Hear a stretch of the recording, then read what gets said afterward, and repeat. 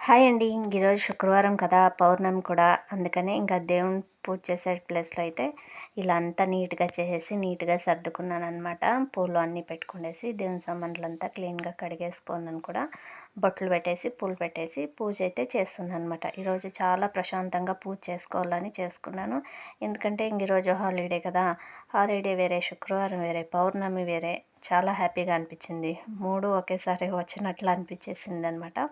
ఇంకొచ్చాయి కూడా అండి. అందుకని ఎప్పుడూ హడావిడిగా చేసేస్తున్నాం కదా! ఈ రోజన్నా ప్రశాంతంగా చేసుకుందామని మనసులో చాలా బాధ ఉన్నా కూడా పైకి మాత్రం బానే ఉంటున్నామనమాట. ఏంటి ఆ మనసులో బాధ అనుకుంటారా?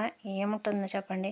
మా ఇంటికి మేము వెళ్ళాలనే బాధ తప్పితే నాకైతే ఇంకేమీ లేదు. పదే పదే ఆ దేవుడిని కోరుకుండేది కూడా మా ఇంటికైతే నేను వెళ్ళిపోవాల త్వరగా అని నేను కోరుకుంటున్నాను. ఆ కల ఎప్పుడు నెరవేరుతుందో ఏంటో చూడాలి మరి.